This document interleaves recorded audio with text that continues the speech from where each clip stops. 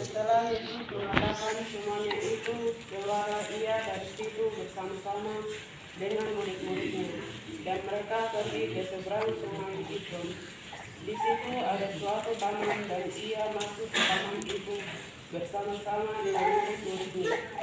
Yudas yang mengkhianati Yesus tahu juga tempat itu, karena Yesus sering berkumpul di situ dengan murid-muridnya. Maka datanglah Yudas juga ke situ dengan sepasukan prajurit dan penjaga-penjaga bait Allah yang disuruh oleh imam kepala dan orang-orang Farisi, lengkap dengan bendera, suruh dan senjata. Maka Yesus yang tahu semua yang akan menimpa dirinya maju ke depan dan berkata kepada mereka,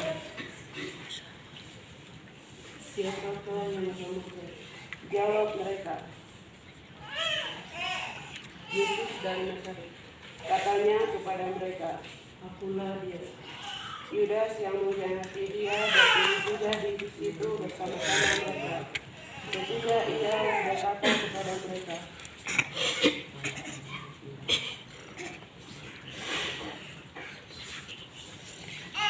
"Siapakah yang kamu cari?" Mundurlah mereka dan jatuh ke tanah. Maka ia bertanya pula, "Sudah kukatakan kepadamu, akulah dia." Demikian hendaknya supaya genaplah firman yang telah dikatakannya, "Dari mereka yang engkau serahkan kepadaku, tidak seorang Itu kan bisa sering deh.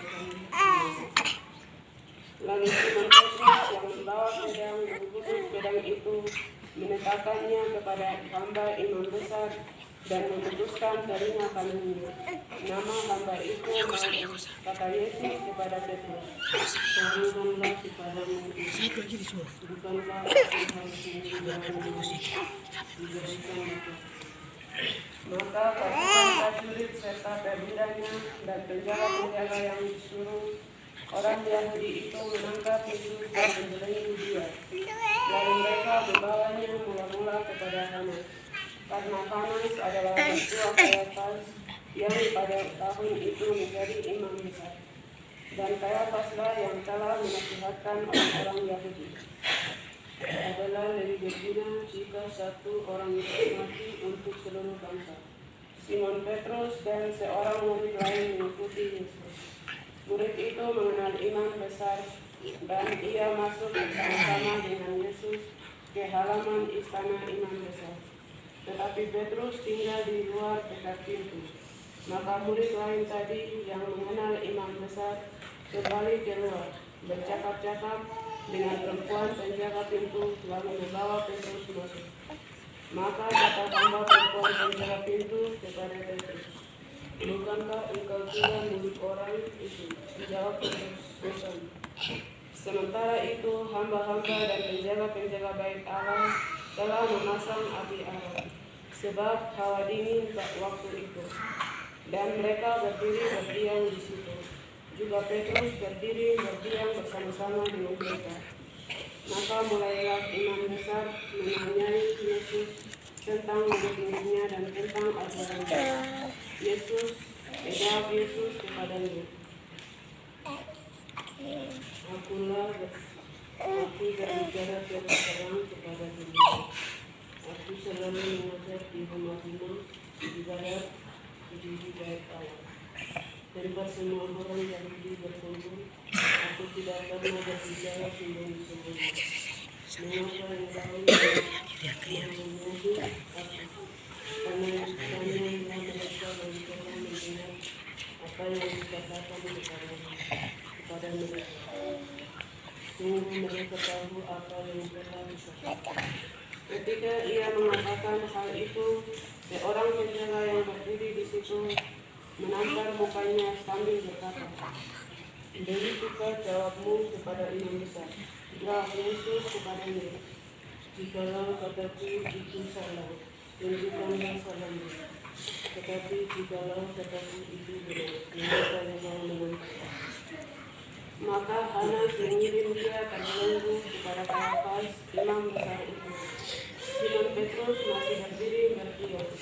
Kata orang-orang itu orang-orang di situ kepadanya, "Bukankah engkau juga seorang muridnya?" Ia menyangkalnya, katanya, "Bukan."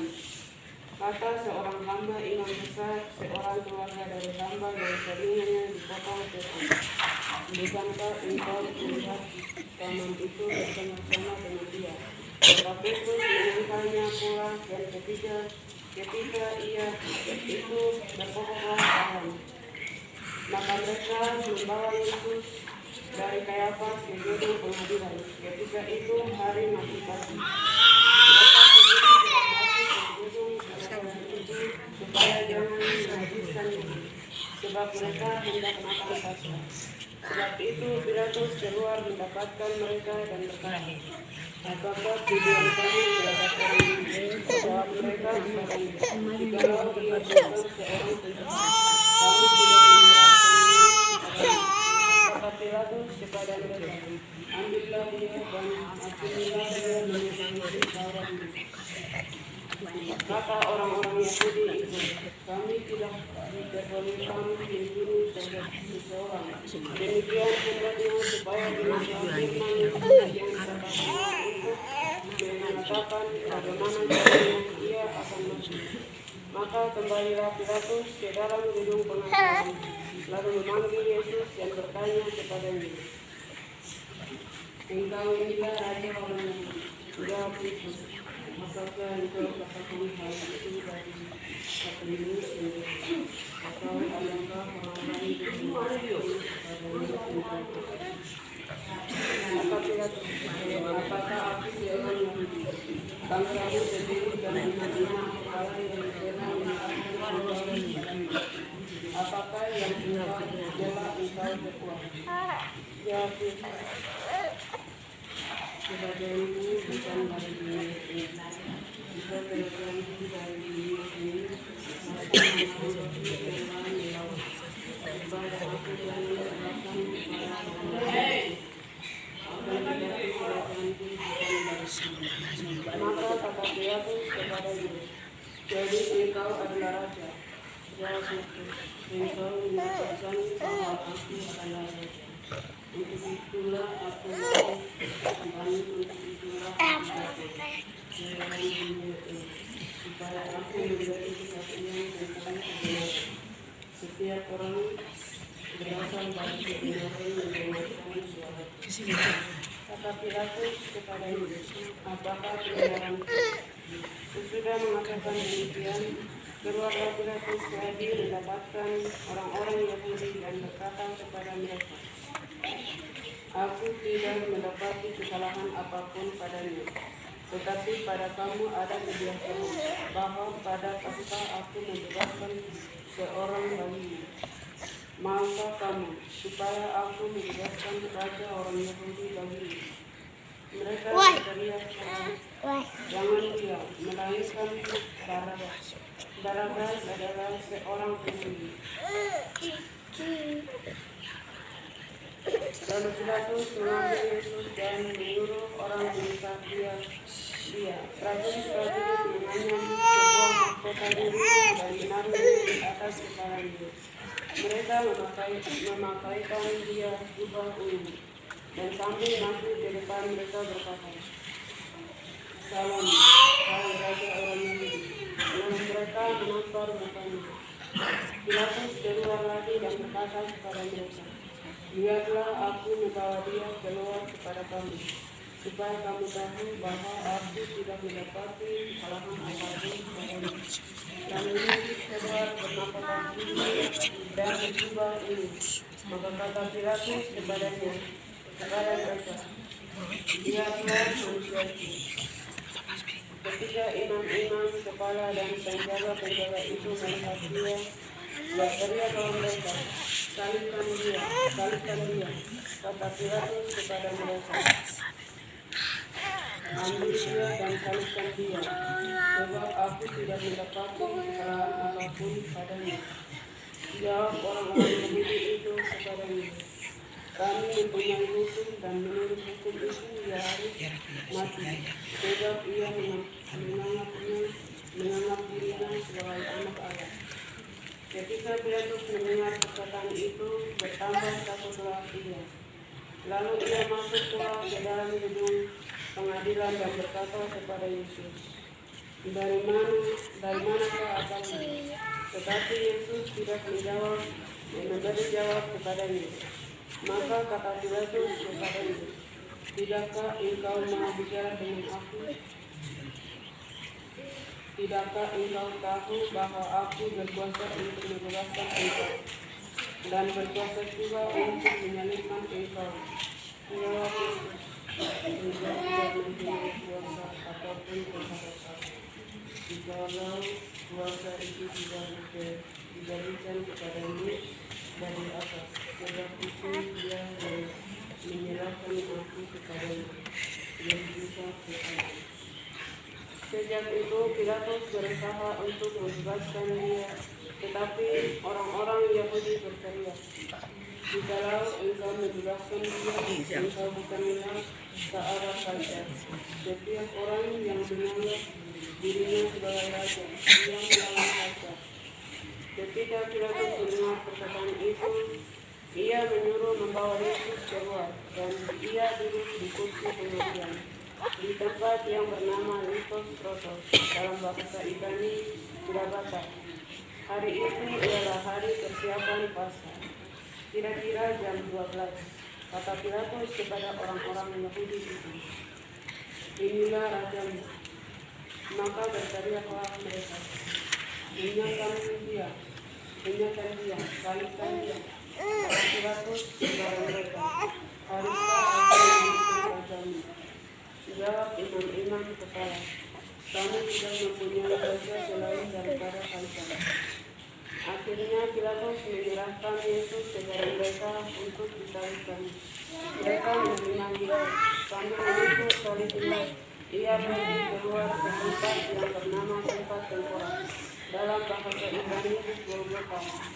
Dan di situ ia disalibkan mereka, dan bersama-sama dengan dia disalibkan juga 2 orang lain, sebelah menyebelah Yesus di tengah-tengah. Dan Pilatus menyuruh memasang juga tulisan di atas kayu salib itu, Yesus orang Nazaret, Raja orang Yahudi. Banyak orang Yahudi yang membaca tulisan itu, sebab tempat di mana Yesus disalibkan letaknya dekat kota, dan kata-kata itu tertulis dalam bahasa Ibrani, bahasa Latin, dan bahasa Yunani. Maka kata imam-imam kepala orang Yahudi kepada Pilatus, jangan engkau menuduh raja orang Yahudi, tetapi bahwa ia mengatakan, aku adalah raja orang Yahudi. Jawab Pilatus, apa yang ditulis tetap tertulis. Sesudah prajurit-prajurit itu menyalibkan Yesus, mereka mengambil pakaiannya, lalu membaginya menjadi 4 bagian. Untuk tiap-tiap prajurit 1 bagian, dan jubahnya juga mereka ambil. Jubah itu tidak terjahit dari atas ke bawah, hanya 1 gulungan saja. Karena itu mereka berkata seorang kepada yang lain, janganlah kita membaginya menjadi beberapa potong, tetapi baiklah kita membuang undi untuk menentukan siapa yang mendapat itu. Demikianlah pembagian supaya genaplah yang ada tertulis dalam kitab suci. Mereka membagi pakaian pun di antara mereka, dan mereka membuang undi atas pribadi. Hal itu telah dilakukan prajurit-prajurit itu. Dan dekat salib Yesus berdiri ibunya dan saudara ibunya, Maria istri Klopas dan Maria Magdalena. Ketika Yesus melihat ibunya dan murid yang dikasihinya di sampingnya, berkatalah ia kepada ibunya, Ibu, inilah anakmu. Kemudian katanya kepada murid-muridnya, inilah ibunya. Sejak saat itu, murid itu menerima dia di dalam rumahnya. Sesudah itu, karena Yesus tahu bahwa segala sesuatu telah selesai, berkatalah ia supaya genaplah yang ada tertulis dalam kitab suci. Aku haus. Di situ ada suatu bekas penuh anggur asam. Maka mereka mencucukkan bunga karang yang telah dicelupkan dalam anggur asam pada sebatang pisau lalu mengucurkan ke mulut Yesus. Sesudah Yesus meminum anggur asam, ia berkata, "Itu berkatalah ia, sudah selesai." Lalu ia menundukkan kepalanya dan menyerahkan nyawa. Karena hari itu hari persiapan dan supaya pada hari Sabat mayat-mayat itu tidak tinggal tergantung pada kaisar. Sebab Sabat itu adalah hari yang besar, maka datanglah orang-orang Yahudi kepada Pilatus dan meminta kepadanya supaya bagi orang-orang itu dibatalkan dan mayat-mayatnya diturunkan. Maka datanglah prajurit lalu menetapkan kaki orang yang pertama dan kaki orang yang lain yang disalibkan bersama-sama dengan Yesus. Tetapi ketika mereka sampai kepada Yesus dan melihat bahwa ia telah mati, mereka tidak mematahkan kakinya. Tetapi seorang dari para prajurit itu menikam lambungnya dengan tombak dan segera mengalir keluar darah dan air. Dan orang yang melihat hal itu sendiri yang memberikan kesaksian ini dan kesaksiannya benar. Dan ia tahu bahwa ia mengatakan kebenaran supaya kamu tidak percaya. Sebab hal itu terjadi supaya genaplah yang tertulis dalam kitab tidak ada tulang rusuk yang akan dipatahkan. Dan ada pula nas yang mengatakan mereka akan memandang kepada dia yang telah mereka tukang. Sesudah itu Yesus dari Arimatea, ia murid Yesus, tetapi sendiri karena takut kepada orang-orang yang meminta kepada Pilatus supaya ia diperbolehkan menurunkan mayat Yesus. Dan Pilatus menurunkan permintaannya itu. Lalu datanglah ia dan menurunkan mayat Yesus. Juga Nikodemus datang ke situ. Ia yang mula datang waktu malam kepada Yesus. Ia membawa campuran minyak mus dan dengan minyak bahari, kira-kira 50 kaki berarti. Mereka mengambil mayat Yesus, mengapainya dengan kain kanan dan membulinya dengan rempah-rempah, menurut adat orang Yahudi. Bila menguburkan mayat, dekat tempat di mana Yesus disalibkan ada suatu taman, dan dalam taman itu ada suatu kubur baru yang di dalamnya belum pernah dimakamkan seseorang. Karena hari itu hari persiapan orang Yahudi, sedang kubur itu tidak jauh letaknya. Maka mereka meletakkan mayat Yesus di situ.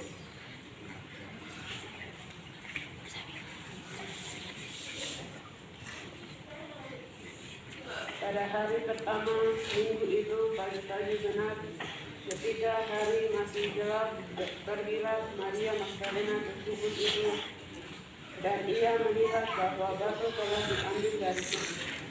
Ia berlari-lari mendapatkan Simon Petrus dan murid yang lain yang dikasihi Yesus dan berkata kepada mereka, "Tuhan telah diambil orang kami, dan kami tidak tahu di mana ia diletakkan."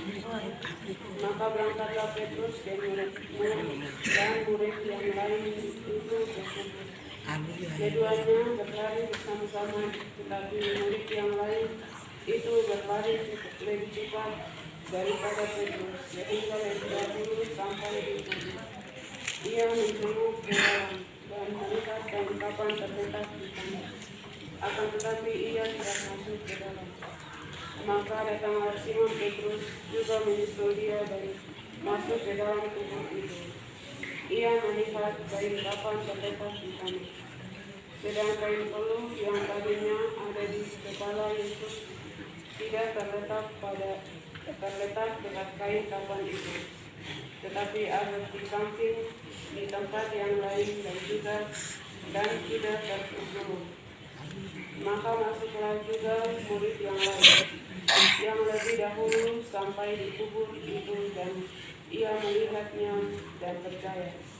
Sebab selama itu mereka belum mengerti isi kitab suci yang mengatakan bahwa ia harus bangkit dari antara orang mati. Lalu pulanglah kedua murid itu ke rumah. Tetapi Maria berdiri dekat gubuk itu dan menangis.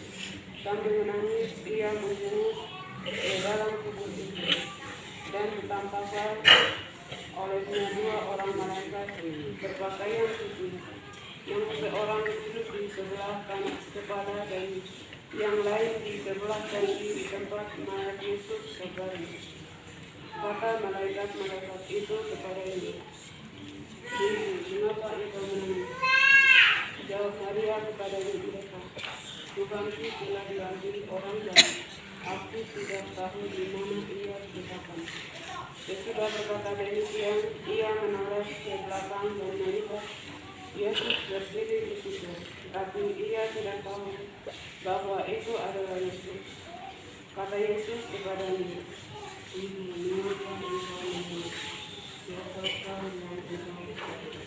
Maria menyangka orang itu adalah penunggu taman, lalu berkata kepadanya, "Tuhan, jikalau Tuhan yang mengambil dia, katakanlah kepadaku, di mana Tuhan meletakkan dia, supaya aku dapat mengambilnya." Kata Yesus kepadanya, Maria berpaling dan berkata kepadanya dalam bahasa Ibrani, "Rabuni," artinya guru.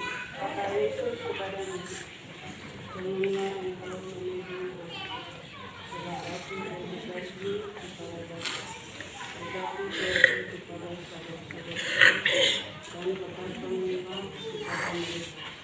bahwa sekarang aku akan berbakti kepada Bapa dan Bapa, kepada Anakku dan Anakku."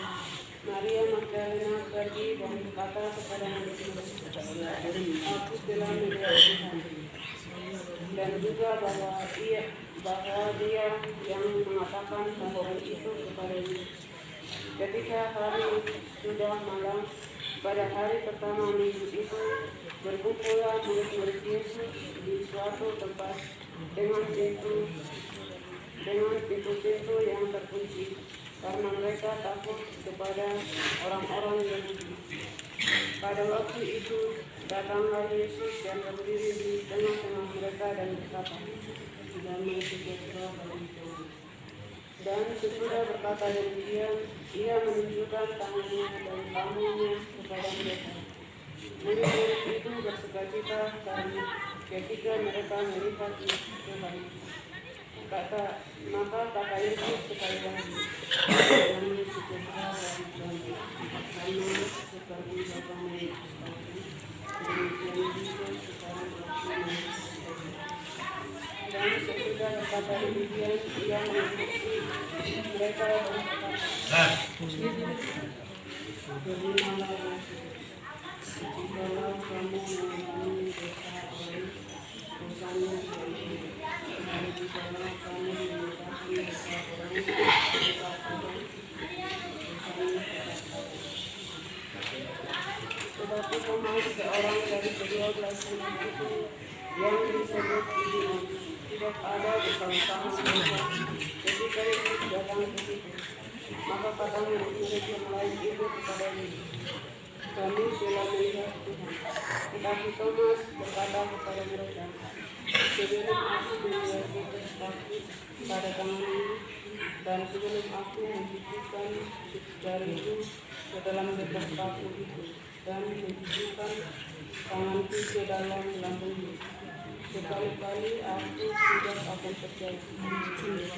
Beberapa hari kemudian, murid-murid seperti Yesus berada kembali dalam rumah itu, dan Thomas bersama-sama dengan mereka. Sementara pintu-pintu terkunci, Yesus datang dan ia berdiri di tengah-tengah mereka dan berkata, "Damai sejahtera bagi kamu." Kemudian ia berkata kepada Thomas, Taruhlah jarimu di sini dan lihatlah tanganmu. Alurkanlah tanganmu dan masukkan ke dalam jarimu. Dan jangan juga tidak berdoa. Melainkan Thomas menjawab, "Ya Tuhanku dan Allahku." Kata Yesus kepadanya, "Karena engkau telah melihat aku, maka engkau percaya. Berbahagialah mereka yang tidak melihat namun percaya." Memang masih banyak tanda lain yang dibuat Yesus di depan mata manusia yang tidak tercatat dalam kitab ini. Tetapi semua yang tercantum di sini telah dicatat supaya kamu percaya bahwa Yesuslah Mesias, Anak Allah, dan supaya kamu oleh imanmu memperoleh hidup dalam nama-Nya.